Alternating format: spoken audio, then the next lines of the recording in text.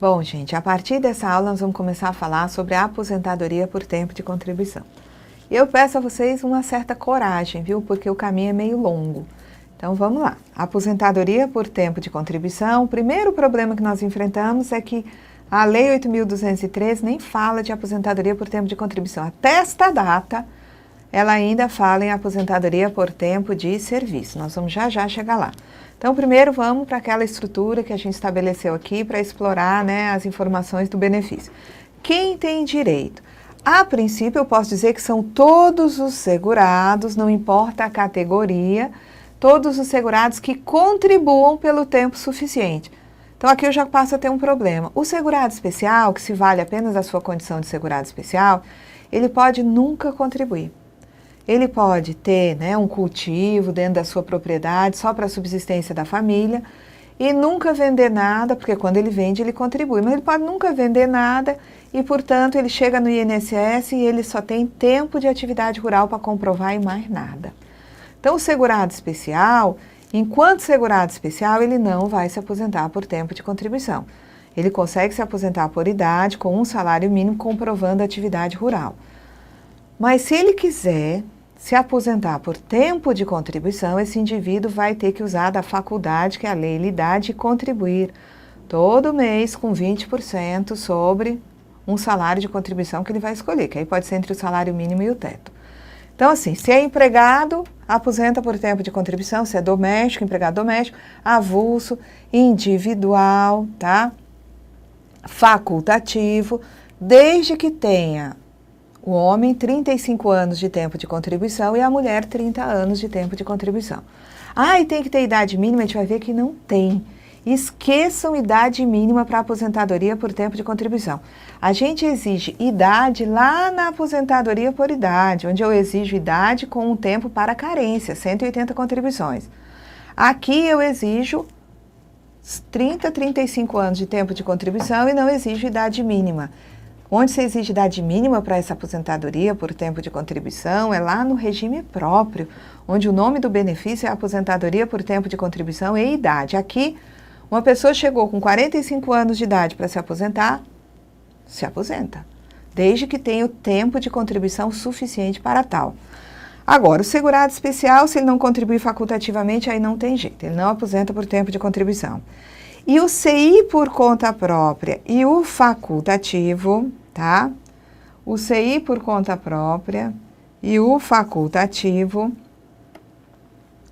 que tenham optado, então CI por conta própria e facultativo, que tenham optado pela inclusão previdenciária, não se aposentam por tempo de contribuição. Essa inclusão previdenciária também é apontada na lei como sendo a opção pela exclusão do direito à aposentadoria por tempo de contribuição. Então, assim, cuidado, viu, gente? Não é que os contribuintes individuais por conta própria não possam se aposentar por tempo de contribuição. Não é que o facultativo não possa se aposentar por tempo de contribuição. Ele pode, desde que ele contribua o suficiente, vamos dizer assim.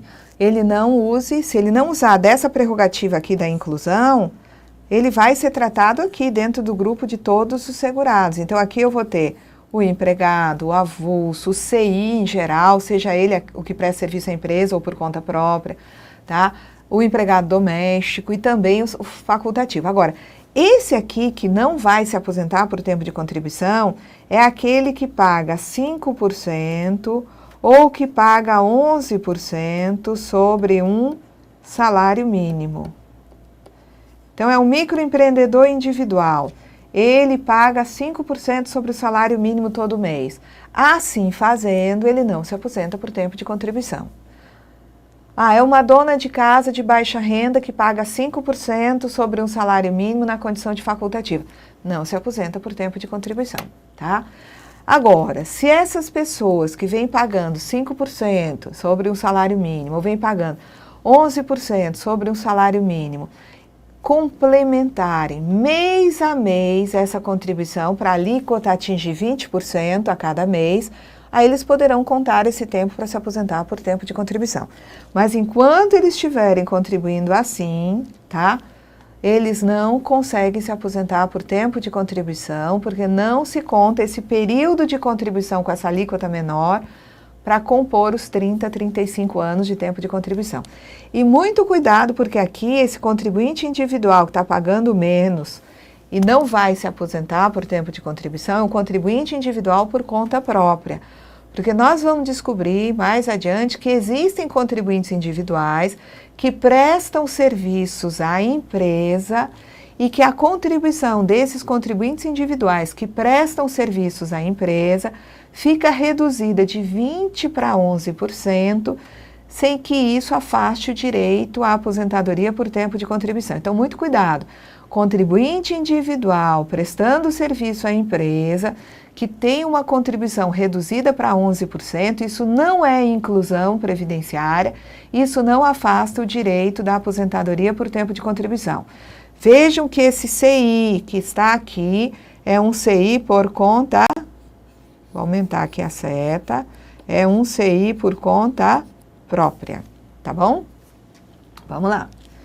E o que dá direito a aposentar por tempo de contribuição? Tempo de contribuição. E eu aqui não chamo de risco social, porque não tem risco social nenhum envolvido numa situação de uma pessoa de 45 anos que chega para se aposentar por tempo de contribuição. Ela não está doente, ela não está inválida, ela não tem idade avançada, ela apenas contribuiu o que a lei determina. Então, isso aí não é risco social. Eu posso chamar de fato gerador do direito à aposentadoria por tempo de contribuição, é contribuir pelo tempo mínimo exigido na legislação. O homem, 35 anos, a mulher, 30, o professor, 30, a professora, 25. Agora, esse professor e essa professora, para terem essa redução de 5 anos no tempo de contribuição, tem que estar no ensino infantil, fundamental e médio. E o diretor da escola, ele é um professor, mas ele foi ser diretor, não tem problema. Assessoramento, coordenação pedagógica, não tem problema, tá? Vamos lá.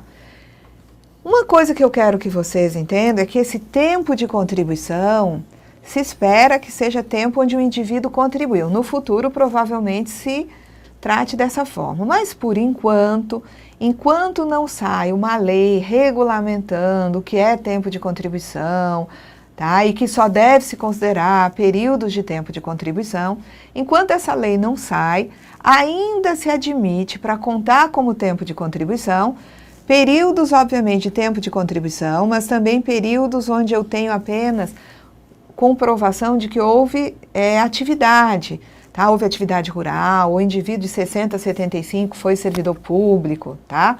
Então, ainda hoje, eu posso dizer que para compor aquele total de 35, 30 anos de tempo de contribuição, é possível contar períodos de tempo de serviço militar, por exemplo, tá? Também se admite contar para compor o tempo de contribuição, o que eu chamo de TB, que são períodos em que o indivíduo esteve em gozo de benefício. Ele esteve recebendo, por exemplo, um auxílio-doença acidentário, conta como se tempo de contribuição fosse. Ou ele esteve recebendo um benefício de auxílio-doença previdenciário intercalado entre períodos de atividade ou de períodos de contribuição. Então, esse período de auxílio-doença previdenciário entre períodos de contribuição também vai ser contado como se tempo de contribuição fosse. Tem um que eu chamei de TNS, tempo de não serviço.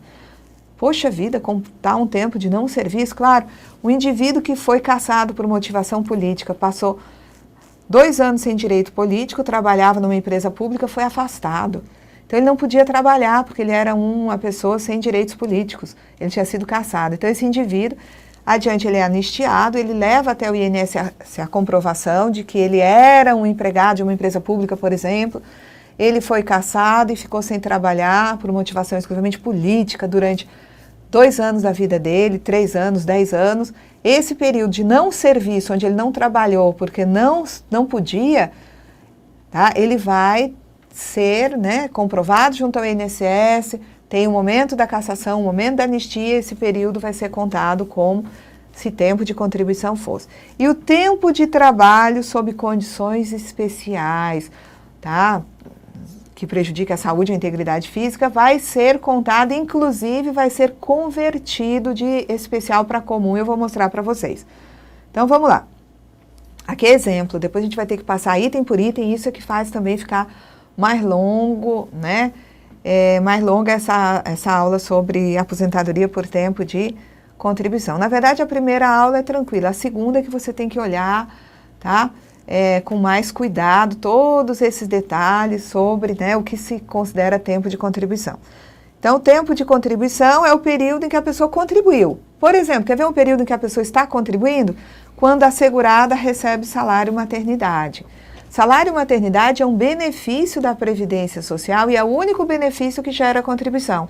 Então, o período em que a segurada recebe salário maternidade, se ela recebe da empresa, a empresa paga o salário maternidade, desconta a contribuição e repassa aos cofres da Previdência. Se a segurada recebe diretamente do INSS o salário maternidade, ele já vem com desconto da contribuição, tá? Então, eu posso dizer que o período em que a segurada recebeu o salário maternidade é um período de contribuição, é tempo de contribuição. Quem contribui como facultativo, tá? Também está contribuindo, portanto, aquele período é contado como tempo de contribuição.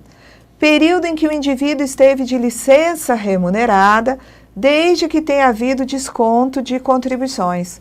Então, ele está de licença, né, do trabalho dele, mas continuou tendo desconto das contribuições, vai ser contado esse período para compor o tempo de contribuição.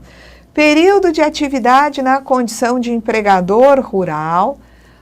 Antes do regime geral de previdência, existia a previdência do empregador rural, com legislação própria, com forma de contribuir bem diferente.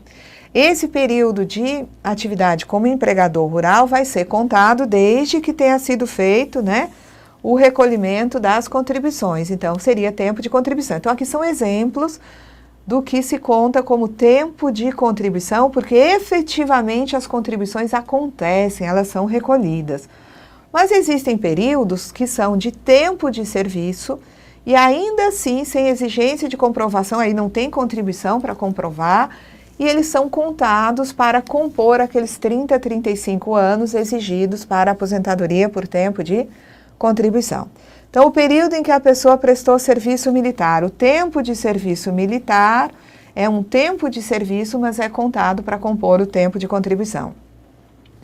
Tempo de serviço público, de 60 a 75, certificado à época, é contado como tempo de contribuição.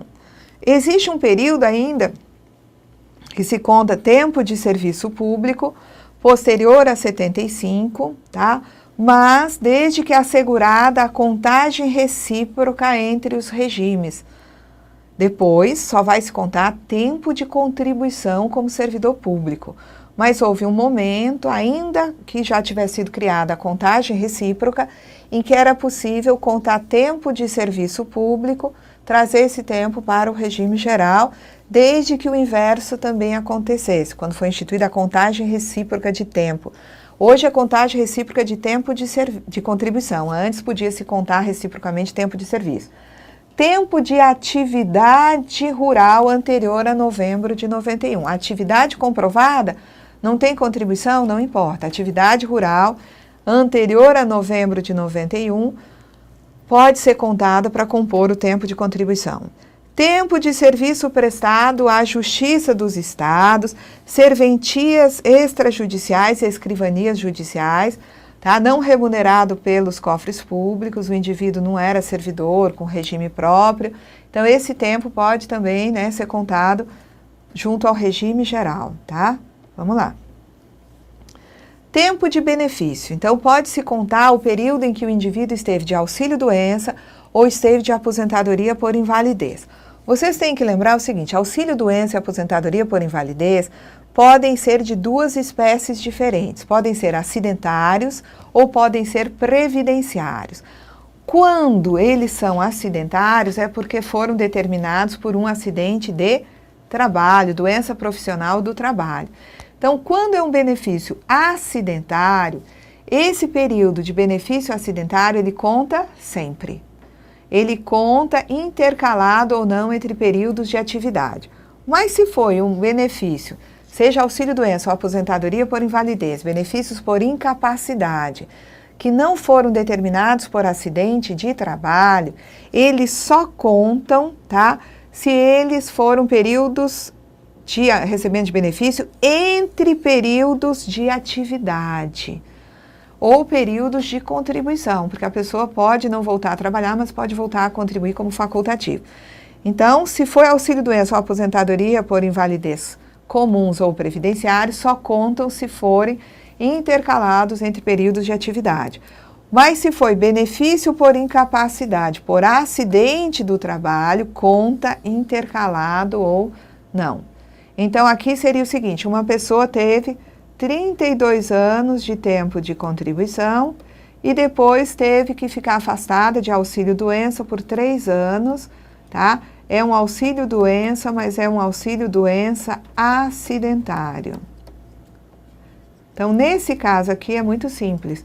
Eu somo e o meu total aqui vai dar 35 anos de tempo de contribuição. Aqui, se fosse assim, 32 anos de tempo de contribuição, mais 3 anos de auxílio-doença, se fosse um auxílio-doença comum, previdenciário.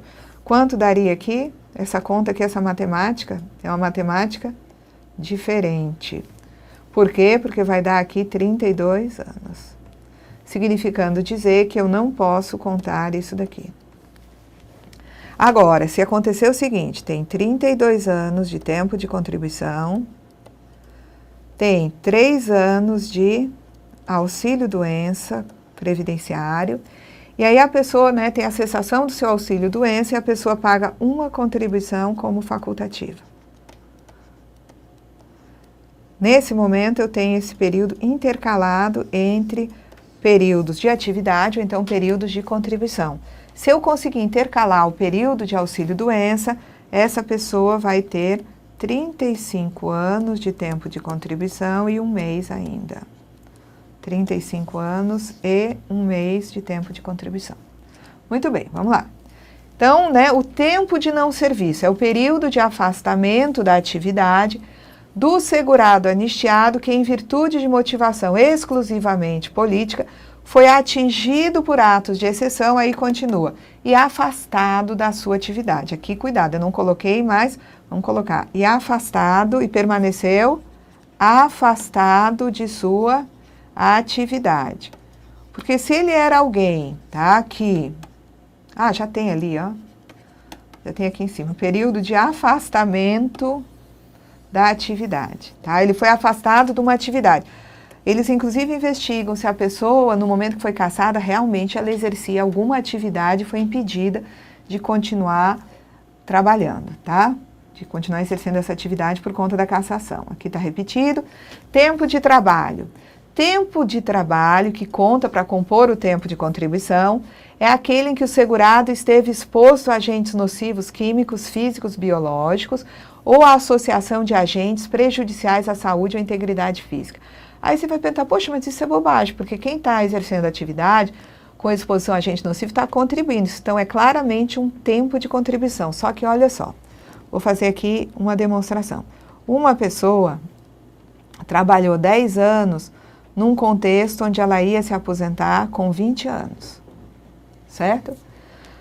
Especial, aos 20 anos. Só que essa pessoa sai desse emprego e vai trabalhar numa loja, tá? Vai trabalhar numa loja e ela vai trabalhar agora numa situação onde não tem direito à aposentadoria especial. É uma atividade que dá direito à aposentadoria comum, por tempo de contribuição aos 35 anos. E agora? Se 10 vier para cá como 10, com certeza eu vou dizer que é tempo de contribuição mesmo, tá? Tempo de trabalho sob condições especiais? Até é, mas é claramente um tempo de contribuição. Só que esses 10 vêm para cá, é feita uma conversão de tempo especial em comum. 10 representa a metade de 20, então 10 vem para cá representando a metade de 35. Ora, a metade de 35 é 17 anos e meio. Concorda? Desses 17 anos e meio, 10 virou 17,5. Eu conto isso para tempo de contribuição, tanto que, em vez de o indivíduo trabalhar mais 25 anos, ele vai trabalhar mais 17 anos e meio. Então, a minha pergunta é, dentro desses 17 anos e meio, 10 anos eu entendo que é tempo de contribuição mesmo. Mas esses 7 anos e meio que aumentaram aqui por conta dessa conversão, e que são um tempo fictício, sim, mas ainda admitido, porque com a emenda constitucional número 20 se deixou de admitir tempo fictício para contagem, mas esse em particular foi mantido. Se tentou acabar com essa possibilidade num dado momento de conversão a partir de uma dada data, mas não se conseguiu. Então, esses 7 anos e meio, eu vou dizer que eles são tempo de trabalho. E todo esse montante aqui vai ser considerado para compor os 35 anos de tempo de contribuição. Muito bem. Carência tem 180 contribuições. Até 2010, para essa aposentadoria por tempo de contribuição, também se usava uma carência de transição. Tá? Quem tivesse se aposentar em 2010 não teria exigência de 180 contribuições, teria exigência de 174 contribuições. Mas aí vocês devem estar se perguntando o seguinte, por que exigir carência se, poxa vida, 180 contribuições, se eu transformar isso em anos, né, vai dar 15 anos. E a aposentadoria por tempo de contribuição é 30 anos de tempo de contribuição, 35 anos de tempo de contribuição, onde tem 35, perdão, tem 15. Então, para que isso? É porque carência se conta de uma forma diferente do tempo de contribuição, tá? Em alguns momentos vai coincidir, mas em alguns momentos eu vou tratar diferentemente. Por exemplo, chega em frente de uma agência um homem com a caminhonete vermelha, cheia de papel, ele desce lá na agência e diz assim, olha, eu agendei hoje um atendimento porque eu trouxe uma papelada enorme para provar que há 35 anos eu trabalho por conta própria, tenho ali na caminhonete livro caixa, tem recibos, declarações de imposto de renda, só que eu, apesar de trabalhar há 35 anos, sou filiado, portanto, há 35 anos, eu nunca vim me inscrever aqui no INSS. Eu quero me inscrever agora, quero tirar essa papelada do carro e quero provar que trabalhei 35 anos. Então, ele se inscreve, ele comprova que trabalhou 35 anos, ele pede, eu quero pagar os 35 anos. Mas, meu senhor, não quero nem saber, eu quero pagar os 35 anos. Mas, meu senhor, calma, não, eu quero pagar os 35 anos. Aí ele pede para calcular, muito incisivamente, os 35 anos dele, calcula os 35 anos, porque ele provou que tinha trabalhado, né? Paga os 35 anos e volta no dia seguinte com o pagamento efetuado, à vista, e diz assim, pronto, agora eu quero a minha aposentadoria.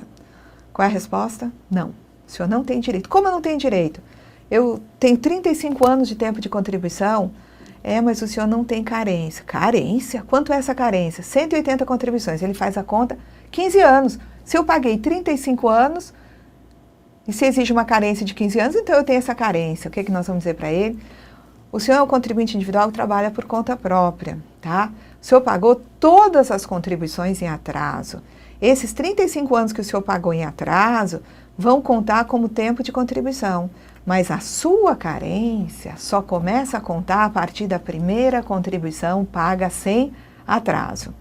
Tá? Então, significa dizer que contribuições pagas em atraso não vão ser contadas aí como carência. E esse indivíduo, apesar de ter tempo de contribuição 35 anos, ele tem 0 de carência. É óbvio que você ia ter que parar esse moço e dizer a ele, não tem como contar esse tempo para carência, só conta para tempo de contribuição. Mesmo o senhor pagando 35 anos para trás, tudo atrasado, o senhor vai ter que pagar a sua carência, 180 contribuições para frente, porque o senhor, né, só começa a contar a carência a partir da primeira paga sem atraso. Então, isso aí tinha que ser muito bem explicado para esse homem depois não ficar extremamente frustrado, né? Então, vamos lá. Início do pagamento acompanha a lógica da aposentadoria por idade. Quem não sai do emprego ou quem nem tem emprego tem que requerer e a partir da data da entrada do requerimento será pago o benefício, tá? Quando eu digo isso, significa que a pessoa dá entrada no requerimento, às vezes se demora um pouquinho para analisar, mas deferido, né, o pedido, ele passa a receber do momento que ele entrou com o requerimento. Agora, quem é empregado doméstico e pede desligamento do emprego, tem que cuidar para requerer até o 90º dia, porque assim fazendo, retroage até o primeiro dia do desligamento. E ele recebe os 3 meses. Requereu no 90º dia, recebe 3 meses de aposentadoria por idade, tá? Porque retroage o pagamento ao primeiro dia do desligamento. Agora, se deixar quem desligou do emprego para requerer após 90 dias, ou seja, a partir do 91º dia em diante, a aposentadoria só será devida a partir da data da entrada do requerimento. Vamos lá. Usa salário de benefício? Sim. Usa o fator? Sim. Poderia colocar um sim gigante aqui, porque o fator previdenciário foi criado para ser aplicado na aposentadoria por tempo de contribuição. Ele é aplicado para cálculo da aposentadoria por idade, mas opcionalmente o fator só vem para o bem na aposentadoria por idade, só se aumentar o cálculo. Agora, aqui não tem escapatória. O salário de benefício vai ser sempre a média vezes o fator previdenciário. A não ser uma pessoa que atingiu os requisitos para se aposentar por tempo de contribuição antes da Lei 9876, lá em 99, e queira fazer o cálculo conforme as regras da época, os demais vão ter que aplicar o fator na média para calcular o salário de benefício. Calculado o salário de benefício, nós temos que aplicar 100% para chegar na renda mensal do benefício. Vamos lá. E cessa com o óbito, tá? Com o óbito do segurado. Então, também posso dizer que a aposentadoria por tempo de contribuição, ela é vitalícia, tá? Só cessa com o óbito do segurado. Ela é vitalícia, ela é um benefício de prestação continuada, ela é também dos benefícios ditos programados, tá? E é pago, né, através de uma renda mensal, esse benefício. Bom, aí nós vamos chegar na Lei 8.213. E a Lei 8.213, ela não fala em aposentadoria por tempo de contribuição. E agora? Ela só fala em aposentadoria por tempo de serviço. Não me pergunte por que ela não foi alterada, tá? Porque o que vale é o que está na Constituição Federal, que a partir da Emenda Constitucional número 20, de 98, determina que o benefício deva ser por tempo de contribuição. Então, o benefício, a aposentadoria por tempo de contribuição. Só tem condição de se aposentar por tempo de serviço quem implementa as condições até a véspera da publicação da Lei 8.213. Quem vier a se aposentar diante da Lei 8.213, não é? Perdão, volte. Quem vier a requerer o benefício após a Emenda Constitucional número 20, tá? Esse indivíduo vai ter analisado a seguinte situação: requerer o benefício após a Emenda 20, se ele cumpriu requisitos até a véspera da publicação da Emenda 20, é a aposentadoria por tempo de serviço. Mas se o requisito for cumprido adiante da Emenda 20, e ele vem a requerer um benefício usando salários e tempo posterior à Emenda 20, nós vamos aposentá-lo por tempo de contribuição, obviamente que considerando períodos de tempo de serviço anteriores, conforme as regras anteriores, a gente vai ver, mas a partir da Emenda 20, tá, eu passo a falar em aposentadoria por tempo de contribuição, tá? Então, aí, na verdade, o que a gente deve dizer é assim, a implementação dos requisitos para se aposentar se dá após a Emenda 20, esse indivíduo que teve o implemento das condições nesse momento se aposenta por tempo de contribuição, tá? Então, eu vou passar a falar de aposentadoria por tempo de contribuição, examinando e fazendo algumas, né, correções aí na Lei 8.213 e vamos examinar também o regulamento da Previdência a partir da nossa próxima aula. Até lá!